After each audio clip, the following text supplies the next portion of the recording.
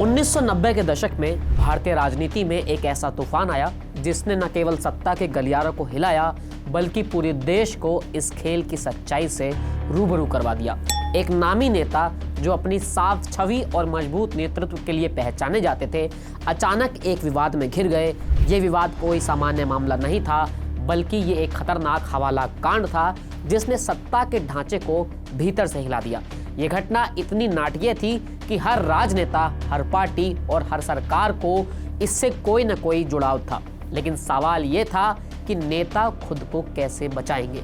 क्या सियासत के ये घिनौने खेल में उन्हें हमेशा के लिए गिरा देंगे या फिर वह इस संकट से उबर कर सत्ता की चोटी तक पहुंच पाएंगे। ये कहानी है दिल्ली के पूर्व मुख्यमंत्री मदन लाल खुराना की।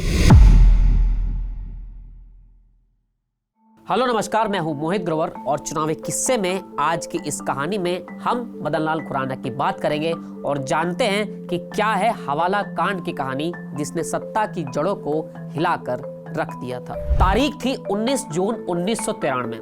जनता पार्टी के अध्यक्ष सुब्रमण्यम स्वामी ने एक प्रेस कॉन्फ्रेंस बुलवाई। ये कोई साधारण प्रेस कॉन्फ्रेंस नहीं थी। स्वामी ने सीधे सीधे आरोप लगाया कि एक कुख्यात हवाला कारोबारी सुरेंद्र जैन ने 1991 में भाजपा नेता लाल कृष्ण आडवाणी को 2 करोड़ रुपए दिए थे। मामला यहीं खत्म नहीं हुआ।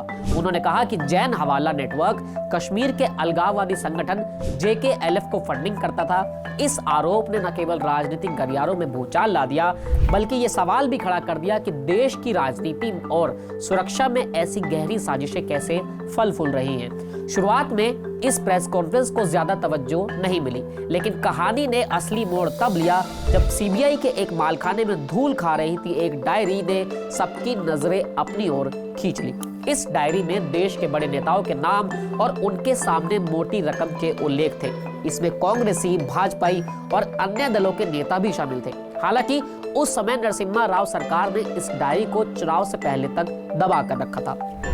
जनवरी 1996 में लोकसभा चुनाव के आते आते ये मामला गरमाने लगा। उसके बाद हुआ ये कि लाल कृष्ण आडवाणी ने भाजपा अध्यक्ष पद छोड़ने की घोषणा कर दी। इतना ही नहीं, उन्होंने कहा कि जब तक वो निर्दोष साबित नहीं होते तब तक चुनाव नहीं लड़ेंगे। ये कदम भाजपा के लिए एक नैतिकता की मिसाल बन गया। लेकिन इस डायरी में एक बड़ा नाम और था, दिल्ली के मुख्यमंत्री मदन लाल खुराना का। उन पर आरोप था कि उन्होंने 1988 में 3 लाख रुपए लिए थे। इस घटना से दिल्ली के सियासी गलियारों में हलचल मच गई। हुआ ये कि खुराना पर इस्तीफे का दबाव बढ़ने लगा। इस बात का संकेत उन्हें संघ और भाजपा के वरिष्ठ नेता लगातार दे रहे थे, लेकिन खुराना अडिग थे। उन्हें भरोसा था कि अपने पुराने दोस्त और तत्कालीन कांग्रेस नेता भजन लाल पर, क्योंकि भजन लाल ने उन्हें आश्वासन दिया था कि उनके खिलाफ चार्जशीट दाखिल नहीं होगी। लेकिन फरवरी 1996 के आखिरी सप्ताह तक हालात पूरी तरह से बदल गए।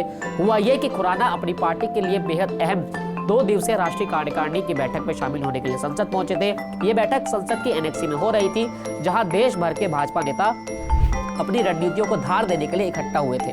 लेकिन खुराना के लिए दिन सामान्य रहने वाला नहीं था। बैठक के बीच ही अचानक खुराना को एक संदेश मिला। उन्हें तुरंत 28 अकबर रोड पहुंचने को कहा गया। ये घर दिल्ली के तत्कालीन पुलिस कमिश्नर और बाद में कांग्रेस के नेता बने निखिल कुमार का था। माहौल में तनाव की गूंज थी। जैसे ही खुराना वहां पहुंचे, उनके सामने PK दवे खड़े थे, जो उस समय दिल्ली के लेफ्टिनेंट गवर्नर थे। वहां पर खुराना को इस्तीफा देने के लिए कहा गया। वजह थी CBI का वो बयान जिसमें कहा गया था कि मदन लाल खुराना के खिलाफ चार्जशीट दाखिल की जाएगी। खुराना के लिए ये एक झटका था, लेकिन परिस्थितियां इतनी जटिल थी कि उनके पास कोई और रास्ता भी नहीं बचा था। यहाँ से सत्ता की सियासत एक अलग ही दिशा की मोड़ ले रही थी। खुराना की वर्षों की मेहनत और सत्ता में उनकी स्थिति अब सीधे सवालों के घेरे में थी। इस्तीफे की ये मांग ने न केवल उनके राजनीतिक करियर का सबसे कठिन मोड़ थी, बल्कि भाजपा के अंदर चल रहे सत्ता संतुलन की भी झलक थी। आखिरकार न चाहते हुए भी 22 फरवरी 1996 को खुराना ने मुख्यमंत्री का पद छोड़ दिया।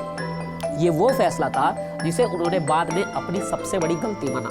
उनकी जगह साहिब सिंह वर्मा को मुख्यमंत्री बनाया गया, जो खुराना के धुर विरोधी थे। ये फैसला खुराना के लिए व्यक्तिगत और राजनीतिक दोनों ही मोर्चों पर एक झटका था। हालांकि हवाला कांड की गूंज ज्यादा दिन तक नहीं चली। 1997 के आखिरी तक अदालतों में ये मामला कमजोर पड़ने लगा। एक एक कर सभी आरोपी बरी हो गए। मदन लाल खुराना भी बरी हो गए थे। बरी होने के बाद उन्हें लगा कि एक बार फिर दिल्ली के सीएम का ताज सजेगा।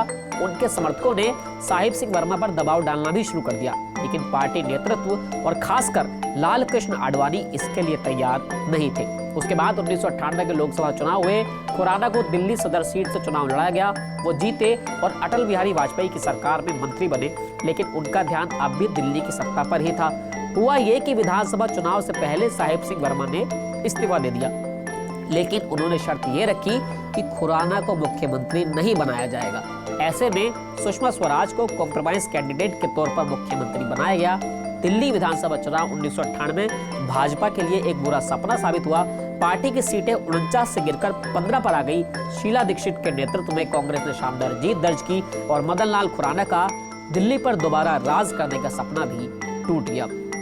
मदन लाल खुराना की ये कहानी सत्ता, सियासत और व्यक्तिगत महत्वाकांक्षा की एक जटिल गाथा है, जो कि याद दिलाती है कि राजनीति में रिश्ते और विश्वास पल में टूट सकते हैं। हवाला कांड ने न केवल खुराना की राजनीतिक यात्रा को झटका दिया, बल्कि भारतीय राजनीति के नैतिकता के दावों पर भी सवाल खड़े कर दिए। फिलहाल इस वीडियो में इतना ही, फिर मिलेंगे नए वीडियो के साथ। शुक्रिया।